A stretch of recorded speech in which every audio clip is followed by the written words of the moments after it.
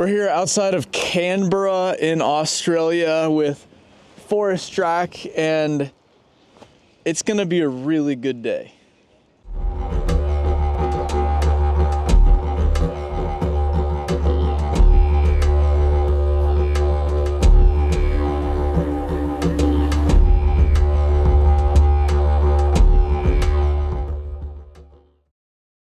As a silly American, I thought Australia was beautiful beaches or kangaroo-covered outback.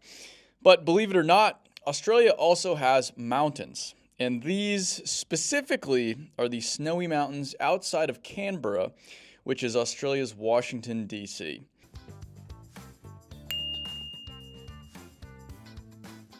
Trees grow by the millions at these higher elevations, making the region perfect for forestry.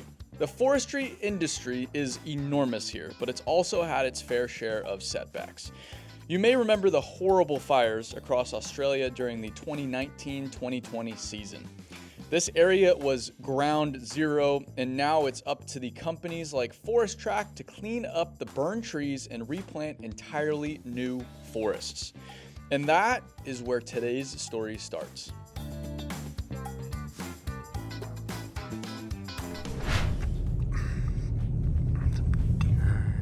We will park next to the Dino. Before we saw their work, we started the day at their shop, which is where they modify every machine themselves. That's a normal thing.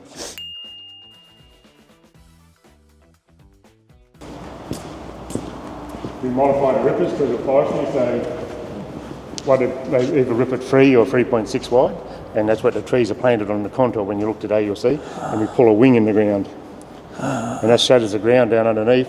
And because you're ripping on the contour, the rainfall falls between each row, and the rainfall soaks down where the rip line is, and that's where the trees planted on the contour. This is our wash bay and paint shop. Yeah. But same 12mm floor, but yeah. We built it all, but we only got our low loader in here doing a rebuild on it at the moment, so it's not really bulldozer related.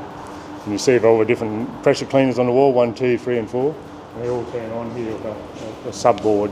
All right, with the shop and brekkie, as the Australians say, sorted, we headed to the airport to catch our Uber Plus Plus.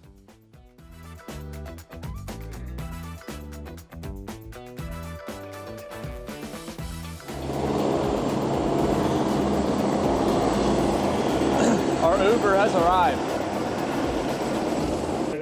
Good, hey. Hey there, Aaron. Mick, nice Good to meet you. Jack, nice to meet you. Good to meet you. While it may seem flash, Forestrack's helicopter is an essential tool to help them reach their extremely remote jobs scattered throughout the mountains. Instead of driving for 3 hours, our flight was only about 45 minutes.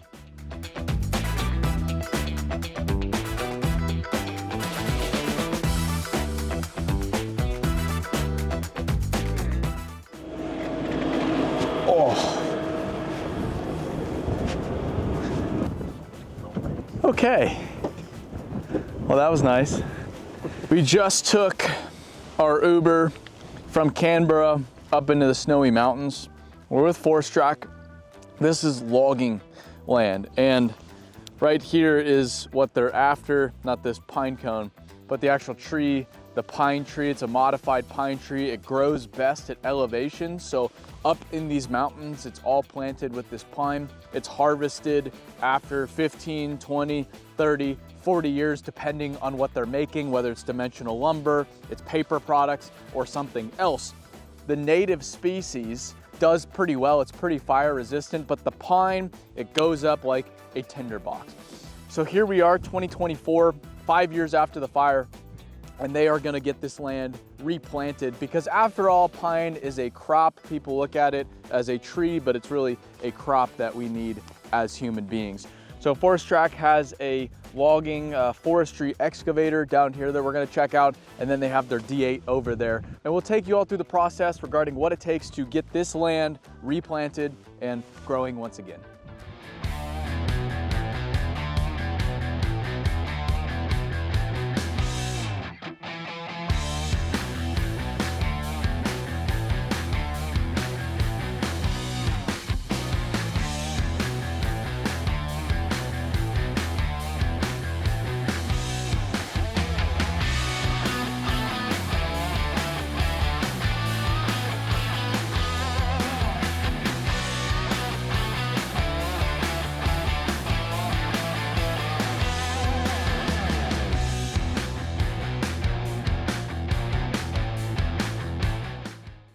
walk the machine up here. We're gonna walk through it because it's such a specialized piece of equipment. Starting from the back, we have lots of additional weight. The fans can be reversed because of the pine needles and the dust getting in there, so you can blow out whatever you need to. There's screens over the air intake, so nothing too fine like all of these pine needles and sticks can get into the machine. There are sweeps over the top, so if a tree were to fall in the back, it won't damage the actual good bits. There's fire suppression with that red tank. Going to the undercarriage is way more beefed up. The grousers are extended for extra traction. The track frame itself sits further off the ground than a typical excavator to give you more ground clearance, and then it's a little wider to give you as big of a footprint as possible for additional stability. And then you can see the rollers there are elevated compared to a normal excavator.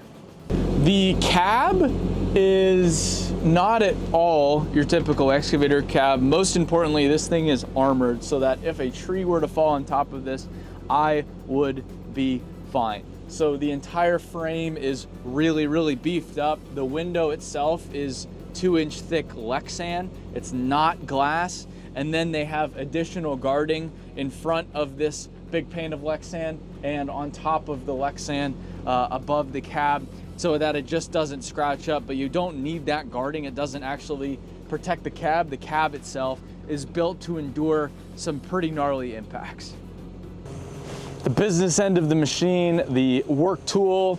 This is not just a rake, because if it were just a rake, they would lose a lot of cycle time. It would take them longer to clear all of this land. So they've designed this to work in both directions. One, here you have your thumb that can clamp on. It can grab trees like this, like a rake would function, but then it has that second dual purpose here, which is the front end.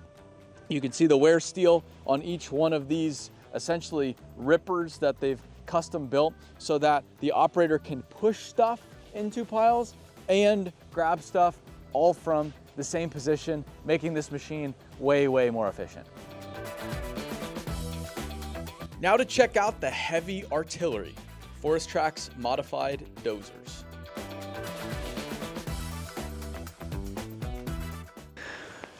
We now have our blank canvas free of all the burned trees. Now we need to prepare it for planting. That's when the D8 dozer that's coming up here behind me comes into play. He has 2 ripper shanks on the back of that dozer, ripping an average every 3.6 meters all the way down this slope, following the contouring of the ground. In a few months, it's April right now, in about June, July in the summer, they will every 3 meters come in here and plant a tree for an average of 1,250 trees per hectare. And then over the course of the next 10-15 years, they'll let it grow, they'll come in and thin it, and then they'll eventually log it in a few decades for those critical paper and forestry products. So that's what's going on. The ripping is very important because it helps with the water. It allows the water to get into the ground for those trees to grow big and strong. Excavators can work the steep slopes, but these dozers do a bulk of the forestry work around here, from clearing burned trees to ripping before planting new ones. They're among the most modified machines I've ever seen, so let's have Trent walk us through it. So with the widening of the track frames, the purpose of it is a package you can get from Caterpillar itself, but by gaining this extra bit of distance in here, so widening of your equalizer bar, pivot shaft, and then a piece that goes in your final drives, that gives us more stability driving around the side of the actual hill. So it just makes the machine have a better footprint, more stable for the operator, and it doesn't tilt or lean as much, because in some applications when you've got your cut off stumps, they might be a foot tall. So if you're already on a 20-degree slope and you hit that stump, your machine is tilting. So without that widening package, it's just not the most stable machine. But so we've got widening package that's done from Caterpillar, obviously a waste handler package. It's got a HDX undercarriage, so you can see on your rear idler everything has spaces, so that brings the machine off the ground another bit further. So clearance wise, that's really handy for what we do. These are striker bars from Caterpillar. The purpose of these is if you're working in a harvested plantation, you have offcuts of timber from a pine processor, and they will actually carry on your track plates up. So that's to stop those pieces of timber from carrying on your track plates up under the machine and denting any of your guards or actually getting jammed in there. Around the back of it, just all our guarding. So with our rippers, this is obviously a widened toolbar. This one's set at 3.3, so twin tine ripping. Down here on the ripper tine itself, this is an interchangeable part that we do ourselves, so we call it a wing, and the purpose is pulling through the ground rather than just having your shank straight up and down. You now have a piece of steel dragging through the ground that way, and it fractures the ground sideways. Therefore, when the tree's planted, it can actually grow into the ground and you get a better root base, so that way when you get a windstorm or something, they're more stable in the ground themselves. So another guards here too is all these bits of steel. Put them on there just for what we're doing here today with your direct ripping, is you get a lot of slash and sticks. As he's going along, they might come through here and they would traditionally take off those hose fittings and actually wrap up those hoses. So we put all these guards here just to protect that from the side of the machine, just to stop that damage from happening. Along the back here too, all these plates and the guard there around where your hose obviously go into your valve bank. That's all something we've produced. And then you put the entire structure around the cab. Yeah, so the top part of that is actually the CAT forestry package that they supply for the DAT, which is your front ram protection there and your roof. We put the steel roof on, obviously with a bit plazzed out for exhaust, and then fully manufacture all these side guards, which the purpose of is the FOPS, so Forestry Operator Protection System, and that is just to protect that operator from any sticks, timber, or anything like that that might breach that cab and actually put your operator in danger. So all this is 8mm steel, and it's just been plasma cut out in that mesh configuration to suit. So your windows are a Lexan, so that's something we've had to manufacture ourselves purely before, just to stop sticks from getting into the cab. So it just pull the normal glass out, put this Lexan in there, and because this is the only area into the cab that is not protected by a mesh. The reason it's not is because you can't see out of the mesh too well. It works like on the operator looking through it all day, it'll actually make you sick. So we've found, just talking through our guys and what suits them best, we've just gone to a Lexan, which is just as strong as these other things here and does the job. So secondary engine doors, we manufacture all this ourselves. This is just to protect the engine. Since Caterpillar's gone to their emissions standard, there's a lot more under the bonnet that could be damaged by a stick. So we made 8mm steel plazzed out and rolled doors, purely just if a stick hits this area, it's just going to run along it, or the operator's got time to actually stop before that stick makes it into the engine compartment. So Can you open it up to show? So I'll swing down. And that's your secondary engine door. And same thing up here, this guard is purely just to protect your top hat, which is obviously your air intake, and other stuff here, just in case any stick does make it up here, all that stuff is also protected before any damage can come to it. Wow. Okay. Yeah, that's sturdy. That's just a... Can you explain the band-aids? The what? The band-aids? Why they use the Oh yeah. So the band-aids you see on your windows are actually, we haven't found a GPS product that works what we do yet. In flat country, a parallel tracking device is fine because the machine is obviously stable and therefore it picks up pretty accurately where it's been to measure from the previous rip. When we get into stumped country or real hilly applications, because the curvature of the machine going around the hill, it might nearly tilt a metre by going over, so therefore it is not accurate to where his previous position was, so we find it walks out from his previous rip line. So the band-aids are for, that is where Breton in this case, he's sitting and that's his eye line. So he's measured where that distance is from his previous run, and he's actually put band-aids there, and he uses that as a guide, so you can just double check by looking through that band-aid onto your previous rip of where he actually was, and that's the only way we've been able to overcome it. I mean, if it's stupid and it works, it's not stupid. That's what it is. Yeah. On the front of it. Is this the blade you get from Caterpillar? Yeah, this is the blade, not the tree pusher. Yeah. That's all homemade. Yeah, and so then you make this. Yep, that's right. So yeah, standard Caterpillar blade is what we start with, and then we move into manufacturing this in-house, which is just a tree spear. So this is just used for your bigger trees that you couldn't rotate your blade up and actually engage and push over, because as you push a tree over, the root ball rolls under your blade, therefore jacking the front of the machine up. So the purpose of a tree spear, especially in Australia, you see them built like this a lot, is to actually engage the tree at a higher height. So you'll push a bank up to the tree and then you'll put your blade up in the air and you're hitting the tree maybe 3 meters off the ground. And that way, when the tree actually starts to fall, you've got time to reverse away. That root ball clears the front of the machine and then you don't have that incident where it picks the front of the machine up with it. And then on the side here too, we've got our stick rake system. These are D8 trunnion balls. So exactly the same as what you'd see with your push arm joins. And these are just welded into the normal cut, I suppose you call it, lift point in the blade. And the purpose of that is when we walk into our stick rakes, that just caps a trunnion ball, put a trunnion ball cap on it, inch rattle gun, tighten them up, 4 bolts across the whole blade, and then straight to work. And if you need to pull it off, same thing, just undo your 4 bolts, caps off, walk straight out of the stick rake, and you're back to having a normal blade. Wow. Okay. There you have it.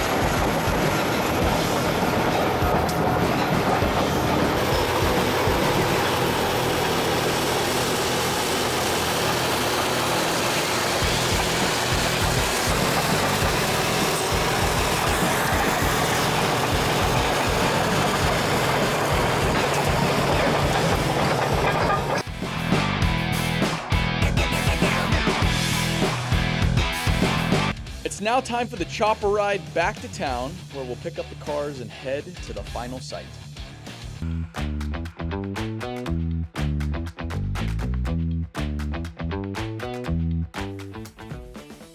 When the logging crews come through, like they have here, this was logged about a year ago, they knock all the limbs off, the trees as they're pulling the wood out, and they leave behind stumps.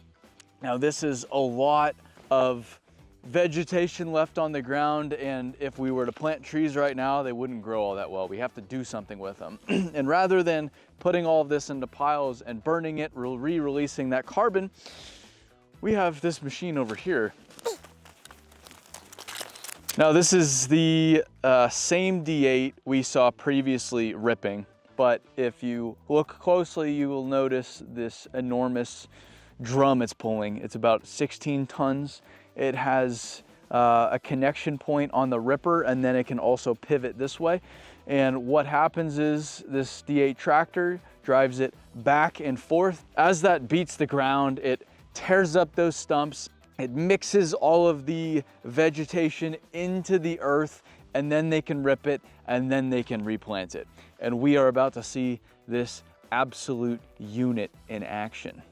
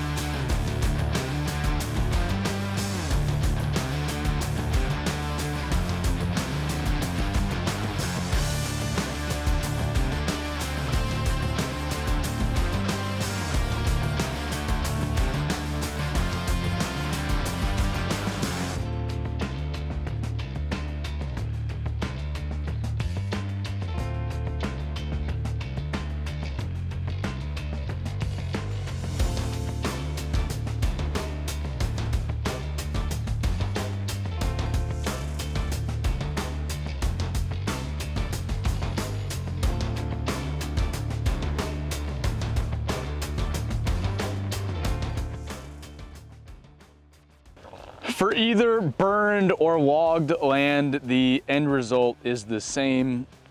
Freshly planted pines here for decades to grow big and strong, and then the cycle will be repeated. So we have cleared steep land with excavators. We have cleared less steep, more flat land with D8s, D9s. We've rolled it. We've gotten rid of all of the vegetation. We've then ripped it a few meters in rows. We planted it, and now 6 years later, this is what one of those pine trees, those new pine trees, looks like. And all of this then just starts over as a new forest. Huge thanks to Forestrack for having us out here at the ACT, the Australian Capital Territory. Thanks for watching, and we'll see you next time. Stay fresh.